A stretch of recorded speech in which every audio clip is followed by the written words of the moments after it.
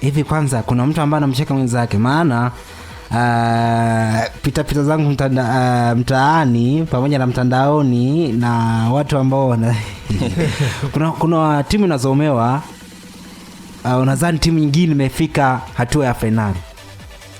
Kweli kabisa, kwa maana kuna timu inazomewa unadhani kwamba kuna timu nyingine imefika hatua ya nusu finali, lakini unajua hiyo timu imeshia makundi. Je, kwa nini wanazomea? Wanamzomea mwenzake.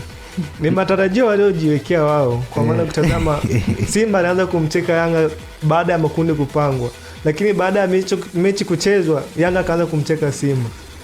Kwa hiyo ni utani, maana kuna Azam na yeye pia akaishia makundi. Ila tuachane hayo, kiutaalamu zaidi. Ndio.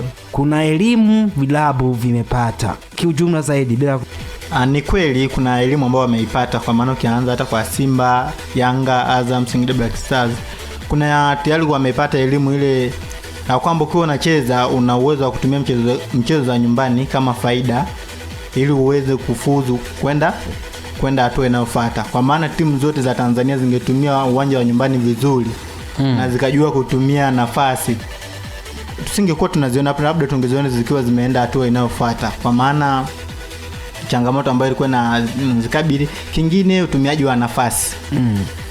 Timu zote, yani ile final score ya timu za hapa Tanzania ilikuwa yani iko very poor, haiko quality.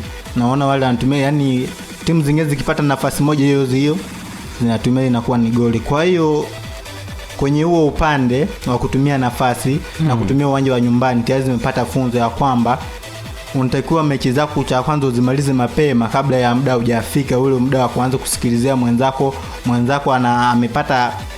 ametokeje matokeo yako na wewe ndio upate nafasi. Kwa hiyo nadhani kwa upande wangu ndio hii elimu aliyopata Mangani. Na kwa upande wangu naweza kusema kwamba funzo wamelipata. Kwa mfano tukienda kwenye upande wa scouting, mfano pale Simba waligundua kabisa kwamba yani walikuja kugundua baada ya michezo kupita, yani kwamba wana tatizo la namba 10, wana tatizo la eneo la finishing. Kwa hiyo walikuja kugundua baada ya michezo baada ya kupoteza dhidi ya Stade Malien, kupoteza dhidi ya Petro di Rwanda kwenye uwanja wa Benjamin Mkapa. Kwa hiyo funzo walilopata ni kwamba ni kuboresha kwenye upande wa scouting, kusajili wachezaji walio na quality ili kuipelekea timu kufika mbali zaidi. Kwa maana ukitazama walikuwa na wachezaji ambao yani hawakuweza kuifikisha Simba wanapokuwa wanahitaji. Kwa hiyo ni kuboresha eneo la scouting. Kwa hiyo ni funzo walilopata kwamba ili uwe bora katika michuano mikubwa lazima uwe na wachezaji walio na quality nzuri. Kwa hiyo ni funzo walilopata kwenye eneo la scouting, kusajili wachezaji walio na quality kupelekea Simba kufika mbali. Kwa hiyo kwa upande wa Yanga pia waliona kwenye eneo la umaliziaji ilikuwa ni shida.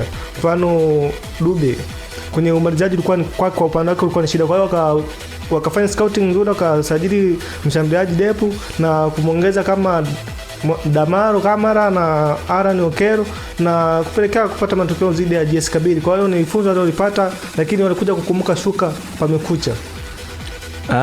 Kitu cha kwanza kwa upande wa vilabu vya Tanzania, naweza nikasema jambo ambalo wamelipata ni kwenye upande wa uwekezaji.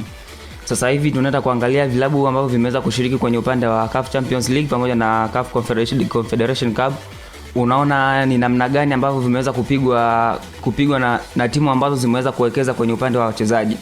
Tunaenda kumzungumzia kama timu ya Al Ahly ambao kwa sasa hivi na wachezaji ambao ni wengi kama kina Trezeguet, kina Emile Mansour na wachezaji kama Al Shahad. Sasa hivi tukienda kuangalia kwa upande wa kundi ambalo Simba pia alikuwepo, kuna timu kama Esperance de Tunis.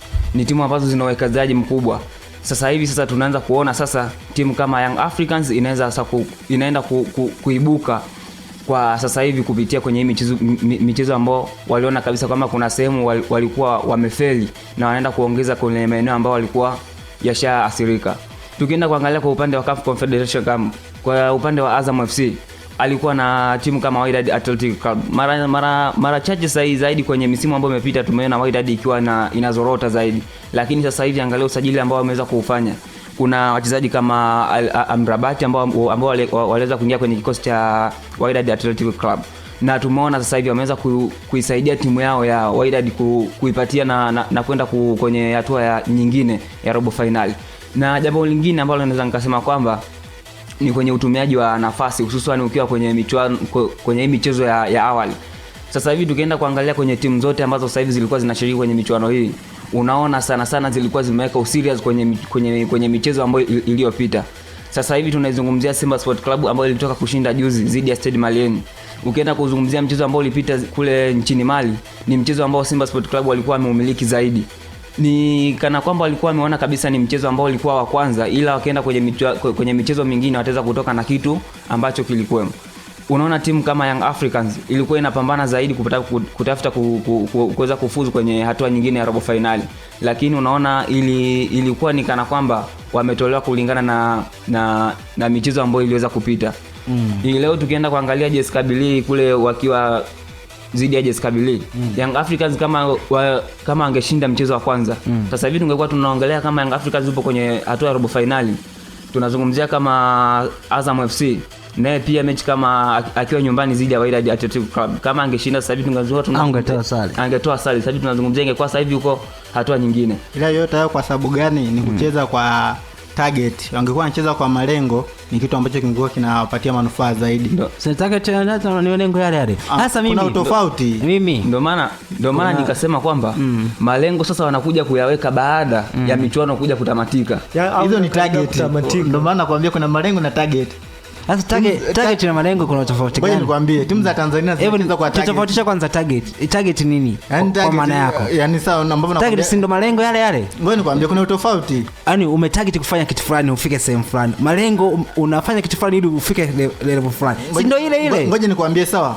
Wewe target yako yaani tuzokuwa unafanya kwamba yaani unaona jana ambavyo Yanga walikuwa wanacheza. Tuachane tu hapo kwenye tafasiri. Sawa, nimekuelewa. Tuachane kwenye tafasiri ya target. Kwa mfano, kipindi tunasoma. Ndio. Unasoma target yako ili ujue mwandishi wa habari au mchambuzi kama ilivyo sasa hivi. Hayo ni malengo.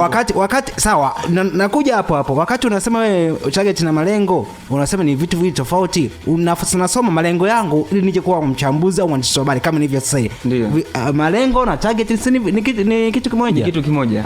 Lakini tu maneno ni tofauti. Kwa wewe Mangani? Mimi naweza nikasema ni vitu viwili tofauti. Tuachane hiyo tumesha dadavua kwenye kipi kifanywe kuelekea michuano ijayo kwa vilabu vya Tanzania?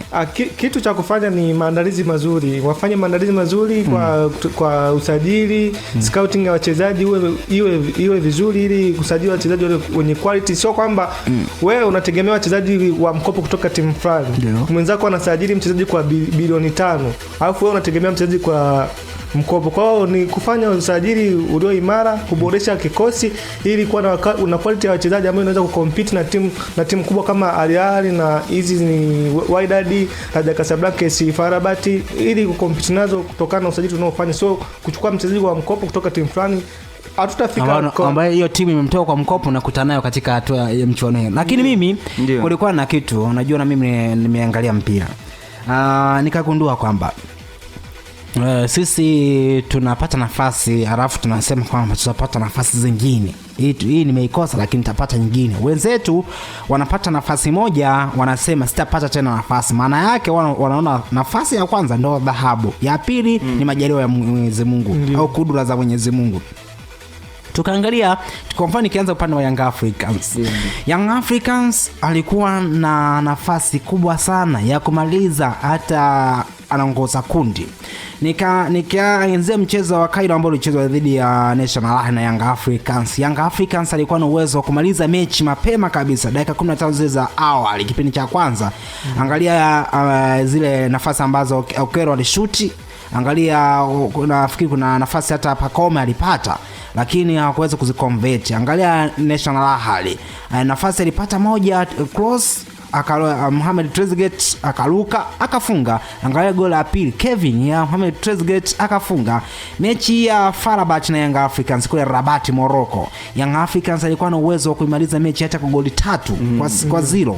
Angalia nafasi ambazo ilikosa, lakini kocha wa Young Africans uoga ndio miongoni wa watu ambao wamechagiza Young Africans kupoteza. Lakini unaambiwa we win together we lose together, maana yake tunashinda pamoja tunapoteza pamoja. Young Africans wanaenda nao msema. Lakini miongoni mwa mchango mkubwa wa mpasi sasa hivi Young Africans ndio kufeli ni Pedro Gonçalves, kwa sababu mfumo wake wa kuingia na 3 center back au tutazungumzia mabeki watatu ndio ulimgharimu. Bakari Nondo wa Mnyeto anajua madhaifu yake, aweze akapandisha timu akavuka mstari ule wa katikati kwenda kwa mpinzani. Angalia mechi ya Yanga ya JS Kabylie na Yanga jana, angalia kana Dick Job pamoja na Baka walipokuwa naenda kusimama, maana yake walikuwa naipush team. Mafullback walikuwa na overlap huko, wanakuwa kama winga, maafu bado mawinga ambao walikuwa wanacheza kama viungo wanaingia kati kuongeza idadi ya namba. Angalia magoli yaliyofungwa, ni miongoni mwa vitu ambavyo Young Africans wangemaliza mapema. Hata mechi ya Farabat walikuwa wanaiua wao, walikuwa wanapata ushindi, na ndio maana nasema ungechukua zile point tuseme ya National Ahli kule ingekuwa 1-1, alafu akachukua point 3 za Farabat nje na nyumbani point 7, alafu akaja kusare na ile mechi ya Ahli pia uzembe wa Yanga kumaliza mechi mapema, alikuwa na uwezo wa kushinda zile 7 ongeza 3 10, alafu mechi ya jana ilikuwa na achukue 13, alikuwa na uwezo wa kumaliza kama kiongozi, kwa sababu sasa hivi tungezungumza Ahli angekuwa ipo nafasi ya pili kwa pointi ambayo mpaka hivi amezikusanya. Kwa Simba mwangalie, Simba nao msimu huu tu ndo wameteleza, kwa sababu Simba ukiangalia miongoni mwa timu ambao kila Mtanzania na uhakika Simba ikiwa na nguzo imara, ikiwa imara hakika unaikuta robo finali katika michezo hiyo. Kundi la Simba alikuwa na uwezo wa kumaliza hata nafasi ya kwanza, kwa sababu Esperance ametoka katika migogoro ya kisiasa, migogoro ya ndani ya timu. Steni Malien mchanga kwenye mchuano, Petro Atletico de Luanda ni na yeye uwezo communication na Simba. Kwa hiyo Simba alikuwa kama ndo kinara wa ile kundi pamoja na Esperance, lakini migogoro ya viongozi ngazi ya juu ndo Simba imesababisha mpaka hapa. Sio kwamba bovu wachezaji, ni Simba pia, lakini mchezaji huyo anayekuta mchezaji ni jamii. Kama mchezaji ni jamii, maana yake anatumia simu kama mimi ninavyotumia simu hapa. Naona viongozi wanavyolaluana kule kwenye media. Yes, anaongea hiki, anamponda kiongozi wenzake. Je, kama tu baba na mama wanagombana kwenye familia, je, mtoto atakuwa na tabia gani? Maana yake na mtoto atakuwa ana huzuni, si ndivyo? Nguvu ya kujituma kwa wachezaji wa Simba inakata. Ndio maana tuliona Simba ina down sana katika michezo ya klabu bingwa. Lakini pia kwa Azam FC na wao wana kitu cha kujifunza. Uwezo kuzungumza sana. Florent Beng ameleta ushindano mkubwa sana. Azam FC ndio historia yao kufika tu ya robo kundi akiwa na pointi 9. Pointi nyingi. Amechaguzwa na Florent Beng pamoja na wachezaji ambao wameshawahi kucheza michuano hii. Lakini kwa siku ya jana makosa yale ya si kutokuwa makini sana kwa dakika 90. Sisi tunaona dakika 90 kama mwaka mzima, lakini ni kitu ambacho kinahesabika. Pascal Msindo kulikuwa na uwezo wa kuokoa. Haya ndio makosa ambao wachezaji ambao wanacheza ligi ya Tanzania umekuwa kama haya. Kwa hiyo lakini kwa Singida wanajifunza na wao kufikisha pointi 4 sawa, no doubt ni kitu ambacho cha kuridhisha. Kwa viongozi kama nilivyozungumza Mangane hapa, viongozi wanatakiwa waangalie endapo wanaenda kusajili, usipokee mchezaji wa mkopo. Kama Mamelodi Sundowns ameshindwa kufua dafu, alafu huyo Mamelodi Sundowns unakutana naye katika mchuano ya klabu bingwa, maana yake mchezaji tena amekupa mchezaji wa mkopo, maana yake ameshindwa kufua dafu kwa Mamelodi. Je, kama wewe umechukua mchezaji wa mkopo kwa Mamelodi Sundowns ambaye ameshindwa kufaulu, utaenda kushindana na Mamelodi Sundowns? Jibu ni no, hapana. Tulia, namalizia. Kuna kitu ambacho nilikuwa nataka kugusia. Cha kwanza unatakiwa kwanza uangalie quality ya mchezaji, ndio utaweza kuacha kuchukua wachezaji wa mkopo ili wachezaji sawa, nilikuwa naelekea huko. Lakini kwa uongozi ni elimu hiyo, waingie kwenye kiwanda cha usajili kwa asilimia 100. Kama ni pesa inahitajika bilioni ngapi, ingia, toa pesa, kwa sababu unahitaji kombe la klabu bingwa sio kitoto kuleta hapa Tanzania. Maana yake kuna watu unaambiwa bajeti ya timu inaingia mara 2 kwa timu yako, unaingia mara 2 kwa bajeti ya timu, ndio uweze kushindana nao. Lakini kitu kingine, wachezaji ambao wanatoka hususan hao kigeni wamekuwa si Tanzania ni huru sana kwa wachezaji wamezidi, maana yake kwenye kadanse au kwenye stare wameziendekeza sana. Maana yake unakuta hata kwenye wanaingia uwanjani unaona kabisa huyu haipo fit kucheza kwa sababu mwili wako umelegea. Hao wachezaji sio mara moja kuwaona wapo hivi wanatoka wapi, tena na stare nyingi sana. Kwa hiyo wakijua tu mimi ni professional player, ni international player, nimetoka Afrika ya Magharibi, nimekuja kucheza hapa Tanzania, kitu changu ambacho nakiona ni kipi? Kuna wachezaji ambao wanajitambua kutoka nchi za nje huko. Kwa mfano wachezaji ambao wanatoka hapa Tanzania wanaenda wanatoka nchi za magharibi wanakuja hapa alafu wanatoka, maana yake mchezaji amewini kiwango chake. Kwa mfano kulikuwa na Fiston Mayele. Fiston Mayele kakaa tu muda mfupi kaonwa na vilabu kutoka kaskazini. Mayele kabla ya kujiunga Yanga naye alikuwa anamjua Mayele. Hata wakati anasajiliwa Mayele walisajiliwa pamoja na Makambo. Maana yake Mayele alikuwa kama replacement au kama substitution ya Makambo endapo akitoka Makambo. Kwa hiyo tukaona, kwa hiyo wachezaji na wenyewe wawe awareness, wajitambue wamekuja hapa Tanzania kufanya nini. Ndio vilabu vinatumia hela kubwa. Miongoni mwa wachezaji ambao wanalipwa hela kubwa ni wachezaji wa kigeni, kwa sababu wana visa hapo walipie. Kuna kila kitu walipie. Maana yake kuna kitu ambacho wewe unakiona kwanza tu sign fee yake, mshahara wake ni tofauti na wachezaji wetu wa ndani. Kwa wachezaji wa ndani nao waongeze ushindani. Maana yake kwa mfano anatoka Pacome, kila mtu anajiuliza kichwani, nani anaingia akitoka Pacome, mchezaji wa kizawa, akitoka Alan Okello nani anaingia, akitoka Libasi Geye nani anaingia, akitoka Anicent Oura nani anaingia, akitoka Japhet Kitambara nani anaingia, akitoka Elvis Rupia wa Singida Black Stars nani anaingia. Maana yake wachezaji wetu na wao wavute socks zao, wakaze wapi ambapo tunaenda. Sasa hivi ligi yetu tunazungumzia nini? Number 6 kwa sababu gani? Ushindani umekuwa wa Simba na Yanga kwenye ile competition, au Simba na Yanga na Azam na Singida.